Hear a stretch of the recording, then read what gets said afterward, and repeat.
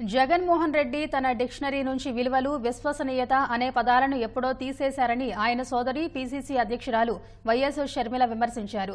షర్మిల మాటలన్నీ అబద్దాలని మీడియా ముందు చెప్పమని విజయసాయిరెడ్డిపై జగన్ ఒత్తిడి తెచ్చారని మండిపడ్డారు.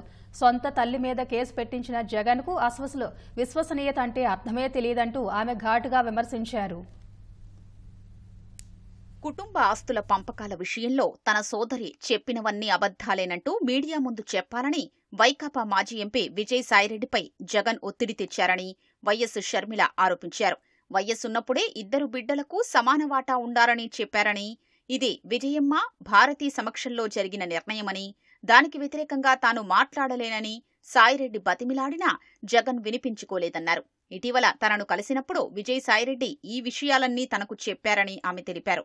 సాయిరెడ్డితో భేటీలో చాలా విషయాలు చర్చకొచ్చాయన్న షర్మిల, మేనల్లుడు, మేనకోడలి ఆస్తులు కాజేయడానికి కుట్రలు పన్ని జగన్ మరింత దిగజారిపోయారని ధ్వజమెత్తారు.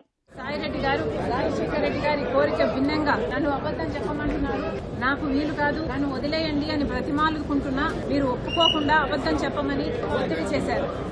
ఇది జగన్మోహన్ రెడ్డి గారి గొప్ప క్యారెక్టర్. ఏ అబద్దాన్ని ఎంత అందంగా చెప్పాలి అని ముఖ్యమంత్రి హోదాలో ఉన్న వ్యక్తి డిక్టేషన్ ఇచ్చారట. ఇది జగన్మోహన్ రెడ్డి గారి మహోన్నతమైన క్యారెక్టర్.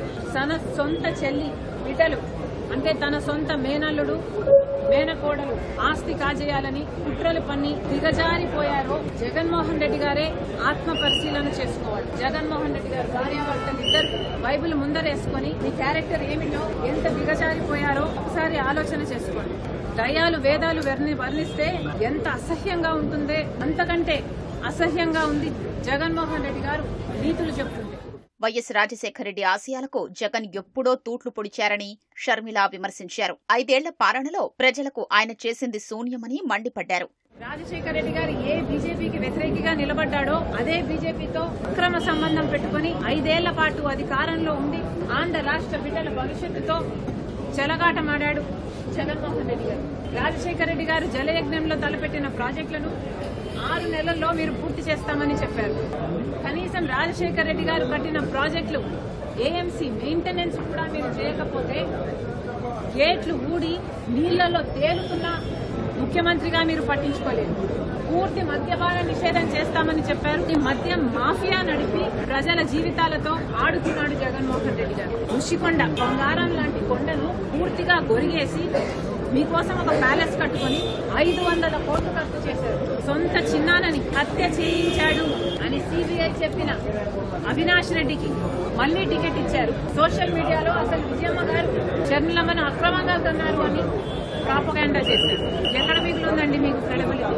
జగన్మోహన్ రెడ్డి గారికి ఉన్నది క్రెడిబిలిటీ కాదు, డబ్బు ఉంది అన్న అహంకారం. అబద్దాలు చెప్పు, మోసం చేయి, వెన్నుపోటు పొడువు అన్నదే ఆయన పార్టీలోని వారికి జగన్ చెప్పే సిద్ధాంతమని షర్మిల విరుచుకుపడ్డారు. వైసీపీని వదిలి వెళ్లొద్దని కార్యకర్తల్ని, నాయకుల్ని అడుక్కునే దుస్థితికి జగన్ దిగజారని ఎద్దేవా చేశారు.